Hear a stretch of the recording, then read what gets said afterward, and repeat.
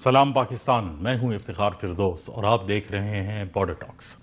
ناظرین، اس پروگرام کے اندر ہم انتہا پسندی اور اسے جڑے جتنے مسائل ہیں ان پر گہری وہ بات کرتے ہوئے آئے ہیں۔ دو ایسے موضوعات ہیں ریسنٹ سیناریو کے اندر جن پر وہ بات کرنے کی ضرورت ہے۔ ایک تو جو فیلڈ مارشل صاحب نے علماء مشائخ جو کانفرنس تھی اس میں جو بات چیت وہ کی ہے، اس میں جو ایک امپورٹنٹ ایسپیکٹ ہے جس کو انہوں نے ٹچ کیا ہے اور اس کے اوپر علماء کرام نے کافی وہ بات کی کہ جو جہاد کے حوالے سے جو موقف ہیں اس میں وہ اسٹیٹ کے اختیار کے حوالے سے انہوں نے کہا ہے کہ بغیر کسی اسٹیٹ کے اعلان کے یہ ممکن وہ نہیں ہے، اس کی پاسبلٹیز نہیں ہیں۔ اور انہوں نے اس بات کو آگے بڑھاتے ہوئے اس بات کا بھی ذکر کیا ہے کہ جو کرنٹ سیناریو ہے اس کے اندر جو مسلح جتھے ہیں جو سیکیورٹی فورسز کو وہ اٹیکس کر رہے ہیں، سویلین کیجولٹیز بھی ہیں اس کے اندر، اس میں تقریباً 70% وہ افغانستان سے لوگ ہیں جو اس میں شامل ہیں۔ لیکن امپورٹنٹلی حالیہ دنوں میں ہم نے دیکھا کہ جو اقوام متحدہ کی سیکیورٹی کونسل کی رپورٹ ہے اس کے اندر بھی جو پاکستان کا موقف ہے اس کی وہ تائید تو کی گئی ہے، لیکن امپورٹنٹلی یہ بات بھی اس میں آئی ہے کہ جو تنظیمیں ہیں اور جس میں عالمی دہشت گرد تنظیمیں ہیں ان کا افغانستان میں رہنا اور افغان طالبان کے زیر سایہ کام کرنا، اوبیسلی اس کے اوپر ایک کافی کرٹیسزم بھی ہے، اور یہ بھی کہا کہ جو ٹیریٹوریل کنٹرول ہے اس کے اوپر بھی انہوں نے سوالات اٹھائے ہیں۔ افغانستان کے اندر جو طالبان کا کردار ہے اور خصوصی طور پر اس میں داعش، خراسان اور القاعدہ کی بات وہ کی گئی ہے۔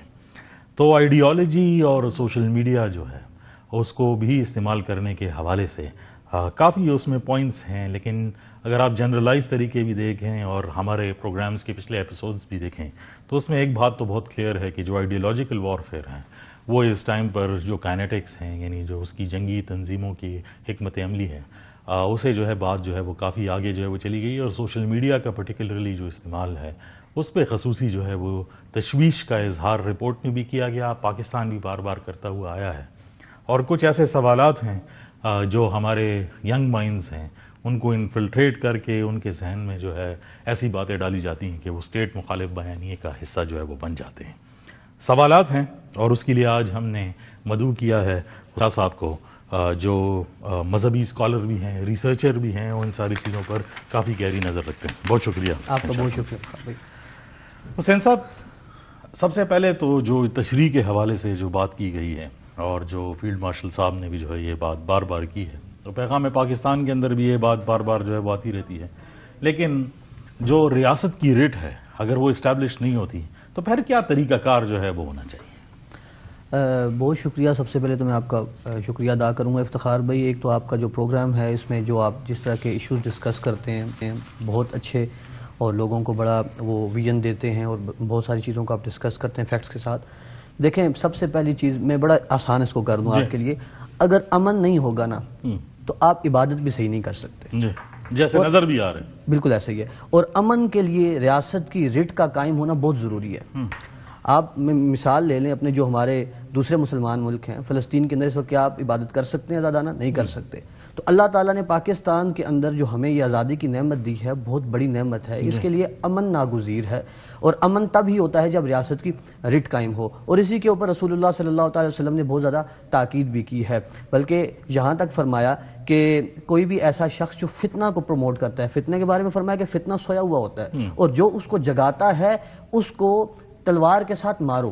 اور اب اس میں تلوار کے ساتھ مارنا آپ دیکھیں گے کتنی سخت سزا دی گئی ہے۔ تو بیسیکلی جب آپ امن کو تباہ کرتے ہیں، اور خواہ آپ امن کو تباہ کرنے کے لیے کوئی بھی آپ راستہ اختیار کرتے ہیں، آپ لوگوں کی جو سوچ ہوتی ہے اس کو خراب کرتے ہیں، آپ ریاستی جو قوانین ہیں ان کی پاسداری نہیں کرتے، آپ کسی قانون کو توڑتے ہیں، تو ان کو توڑنا اور ان کے اوپر عمل نہ کرنا، یہ اسلام میں اس کے لیے بہت سخت سزائیں ہیں۔ اچھا، میں ایک سوال یہاں پر آتا ہے، کیونکہ ہم نے افغانستان کا وہ ذکر کیا اور اس کی سرزمین بھی استعمال ہوتے ہوئے بات موقف بھی آتا ہے، دیکھا بھی ہے ہم نے کہ وہاں سے کیا ہوتا ہے۔ اب جو اقوام متحدہ کے اندر کی رپورٹ بھی آئی ہے اور اس نے بھی اس موقف کی وہ تائید وہ کی ہے پاکستان کی، تو شریعہ کے اندر اگر آپ کے پڑوسی ملک کے اندر یا ایسے علاقے کے اندر کچھ ایسا ہو رہا ہو جو آپ کو نقصان دہ ہو، اس کے بارے میں کیا لائے؟ افتخار بھائی، پھر ہم اس کو ایسا کرتے ہیں، جب ہم تمام اسلامی ممالک کے حوالے سے بات کریں گے اور پاکستان کی، تو پھر ہمیں جو ہمارے لیے سب سے بڑی کتاب ہے رہنمائی کے لیے، ہدایت کے لیے، جو اللہ تعالیٰ نے تمام عالمین کے لیے بھیجی ہے، تمام مسلمانوں کے لیے بھیجی ہے، بلکہ تمام انسانوں کے لیے بھیجی ہے. قرآن مجید فرماتا ہے وَإِذَا تَوَلَّى سَعَىٰ فِي الْأَرْضِ لِيُفْسِدَ فِيهَا وَيُهْلِكَ الْحَرْثَ وَالنَّسْلَ وَاللَّهُ لَا يُحِبُّ الْفَسَادَ. تمام مسلمانوں کے لیے اس پہ عمل کرنا ضروری ہے، تمام مسلمانوں کے لیے. اور قرآن کیا کہتا ہے کہ ہر وہ شخص جو صحیح کرتا ہے، اسٹرائیو کرتا ہے تھرو آؤٹ دا لینڈ، الارض سے کہہ کے پاکستان یا کسی ایک کو نہیں کہا بلکہ تمام ممالک اس کے اندر آ گئے، اس کے اندر کوئی بھی شخص رہتا ہے، وہ اسٹرائیو کرتا ہے لوگوں کی جو مائنڈ میکنگ ہے اس کو خراب کرنے کے لیے، غلط مائنڈ میکنگ کرتا ہے، یا وہ آپ کی جنریشنز کو وہ تباہ کرتا ہے آپ کے، اور وہ کسی بھی طریقے سے کرتا ہے. آپ سمجھ رہے ہیں میری بات کو؟ وہ کوئی بھی آدمی ہے جس کے پاس تھوڑی سی پاور، تولا کا جو لفظ ہے یہ آپ کو بتاتا ہے کہ اس کے پاس تھوڑی سی بھی پاور آئی، 20 لوگوں کا، میرے جیسے 20 لوگ اکٹھے ہو گئے، ایک گروپ بنا لیا، اور اس کے بعد وہ یہ سوچتے ہیں کہ ہم دوسرے ملک کے کوئی بھی مسلمان ہے، میں یہاں بیٹھ کے سوچ رہا ہوں کہ میں دوسرے ملک کے مسلمانوں کو نقصان دے دوں، کسی مسلمان کو نقصان دوں، تو میں اس آیت کے زمرے میں آتا ہوں. تو اب آپ کسی بھی کنٹری کی، کوئی بھی ایسا ملک جو ہماری ریاست الحمدللہ اسلامی ریاست ہے، اسلامی جمہوریہ پاکستان ہے، اس کے خلاف کوئی بھی کہیں بھی بیٹھ کے اگر وہ پروپیگنڈا کر رہا ہے، وہ کوئی پلاننگ کر رہا ہے. اور دوسری ایک بہت مزیدار بات ہے اس آیت کے اندر سمجھنے والی، میں آیت سے اس لیے آپ کو استدلال کر رہا ہوں اور چیزیں بتا رہا ہوں کہ تاکہ ہر آدمی دنیا میں کہیں بھی مسلمان اس کو سمجھ آئے. جب سا کہا جاتا ہے نا کہ آپ نے ایک صحیح کی، اسٹرائیو کی، تو یہ ایکسیڈنٹلی نہیں ہوتا، اس میں ایک کنٹینیوٹی ہوتی ہے، ایک آپ کی ایک ایفرٹ ہوتی ہے، پوری پلاننگ ہوتی ہے، اس کے پیچھے نا پوری ایک آرگنائزیشن کام کر رہی ہوتی ہے. آپ اس پہ پلاننگ کرتے ہیں.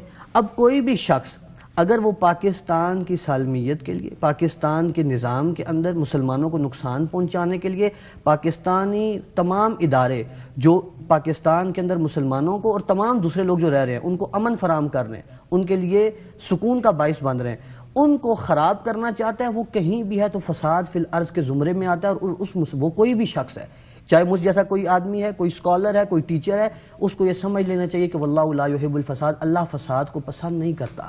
اور اس کے لیے جو آگے اس کے لیے سزائیں ہیں اسلام نے بتائی ہیں، وہ میں آگے آپ کو انشاءاللہ بھی عرض کرتا ہوں. اچھا، ایک بات جو ہے وہ کی جاتی ہے کہ جو افغانستان کے اس ٹائم پر جو طالبان ہیں انہوں نے جرگہ جو ہے وہ بلایا اور ایک اجماع امت جیسے کیفیت کریٹ کرنے کی کوشش کی، اور اس کے اندر ان 5 پوائنٹس کا جو ہے وہ ذکر کیا گیا کہ افغانستان کی سرزمین جو وہ ہے وہ استعمال نہیں ہوگی، اور کوئی بھی افغان کسی اور جگہ میں جا کر جو ہے وہ کسی دوسرے ملک کو جو ہے وہ نقصان نہیں پہنچائے گا، اور اس کو بغاوت کے زمرے میں ڈال لیا اگر کوئی کام جو ہے وہ ایسا جو ہے وہ ہوتا ہے. تو میں اس کی شرعی حیثیت جو ہے وہ جاننا چاہتا ہوں کہ اگر ایک حکومت نے، ایک گروپ نے یہ اعلان جو ہے وہ کر دیا، اور جو اس کے چنندہ لوگ ہیں جنہوں نے ان کے امیر کے ہاتھ پر بیعت کی، اگر تو وہ اس سے انحراف کرتے ہیں تو پھر شریعت کیا کہتی ہے؟ میں ایک تو یہاں پہ یہ عرض کروں گا بینگ اسلامک ریسرچ اسکالر کہ ہم اس فتوے کا خیر مقدم کرتے ہیں. ہم اسے ریاست سے ہٹ کے ہم اس کا خیر مقدم کرتے ہیں کہ وہاں کے علماء نے یہ اس ضرورت کو سمجھا اور یہ انیشیٹو لیا. اب بات یہ ہے کہ علماء کرام ایک لمحے کے لیے آپ صرف سوچئے گا، میں آپ کو ایک لاجک سمجھانے لگا ہوں کہ اگر علماء کرام نہیں بھی کرتے نا، فتویٰ دیتے، تو پھر بھی کوئی بھی عام آدمی جو ہے وہ قرآن کی اس آیت کے تحت پابند ہے اس چیز کا، کوئی بھی عام آدمی. لیکن اب علماء کرام نے چونکہ فتویٰ دیا ہے تو اب بات یہ ہے کہ جماعت سے انحراف کرنے والا یا اس سے باہر نکلنے والا، رسول اللہ صلی اللہ علیہ وسلم نے فرمایا جو جماعت کو توڑتا ہے وہ ہم میں سے نہیں ہے. اب جب وہاں کے علماء کرام بیٹھے ہیں، انہوں نے وہاں کی ضرورتوں کے مطابق سمجھا ہے کہ وہاں کے کچھ لوگ وہ دوسرے مسلمان بھائیوں کے ساتھ ان کو نقصان پہنچانے کے لیے، اور میں بڑا کھل کے کہنے لگوں آپ کی یہاں وسادت کے ساتھ کہ یہ بھی پراکسیز ہیں، غیر مسلموں کی پراکسیز ہیں. پاکستان کے اندر جو بھی کچھ ایسا کر رہا ہے، پروپیگنڈا کر رہا ہے، وہ آپ کو پتہ ہے کہ وہ بھارت اور اس طرح کے جتنے لوگ ہیں وہ سارے پاکستان کو ڈسٹیبل کرنے کے لیے یہ ساری پراکسیز یوز کر رہے ہیں. تو وہ علماء کرام جو نادانی میں ان کی زبان سے کوئی ایسی بات نکل جاتی ہے، وہ بالکل توبہ استغفار کرو. اور وہ تمام علماء، میں ان کو علماء حقہ کہوں گا جنہوں نے یہ انیشیٹو لیا ہے، یہ اجماع کیا ہے اور کہا ہے کہ بالکل کسی دوسرے ملک کے اندر اور خصوصاً پاکستان کے اندر افغانستان کے لوگ وہ کسی بھی قسم کی شر انگیزی میں، شر پسندی میں ملوث نہ ہوں، ان کا خیر مقدم کرنا چاہیے. اور کوئی بھی ایسا شخص جو اس سے اب خروج کرتا ہے وہ گناہ کبیرہ کا ارتکاب کرتا ہے. اچھا، ایک چھوٹے سے بریک کا ٹائم جو ہے وہ ہوا ہے، لیکن واپس آ کر میں آپ سے یہ بھی میں چاہوں گا کہ جو بات ہوئی ہے کہ ریاست جو ہے وہ جہاد کا اعلان کرے گی، اس کے بغیر کسی کی بات جو ہے وہ قابل قبول نہیں ہے. اصول فقہ کے نظریے سے اور ویسے بھی اجماع امت کے نظریے سے اسٹیٹس بننے کے بعد اس بات کو کیسے انٹرپریٹ جو ہے وہ کیا جاتا ہے، اور ان گروہوں کا جو ہے وہ کہاں پر جو ہے اپنے موقف سے جو ہے وہ ہٹ رہے ہیں. ناظرین ہمارے ساتھ رہے. Welcome back. اچھا حسین علی صاحب، یہ جو میں نے آپ سے سوال پوچھا کہ جو یہ الگ الگ انٹرپریٹیشنز جو ہے وہ آتی ہیں، تو اسٹیٹ نے تو کہہ دیا، علماء نے بھی کہہ دیا پاکستان سے کہ موقف جو ہے وہ یہی ہے. یہ اختلافات کس جگہ پر ہے اور یہ بات کیوں نہیں جو ہے وہ صحیح طریقے سے سامنے جو ہے وہ آتی کہ یہ گروپس جو ہے وہ ماننے سے انحراف کرتے ہیں؟ جہاد کے حوالے سے آپ بات کریں، میں یہاں پہ اسی آیت سے، تاکہ میں یہ بار بار قرآن کا ذکر اس لیے کر رہا ہوں کہ دیکھیں افتخار بھائی، جب بھی کوئی شخص جب فیکٹس پہ بات کرتا ہے نا، ایویڈنس کے ساتھ بات کرتا ہے، تو قرآن کی بات کو رد کوئی نہیں کرتا. تمام مسلمان اس کے اوپر ایمان رکھتے ہیں. قرآن نے کہا وَيُهْلِكَ الْحَرْثَ وَالنَّسْلَ، کہ وہ جو فسادی لوگ ہیں وہ آپ کی کھیتی کو، کراپس کو، حرث سے مراد ہے، اور نسل آپ کی جنریشن کو دبا کرتے ہیں.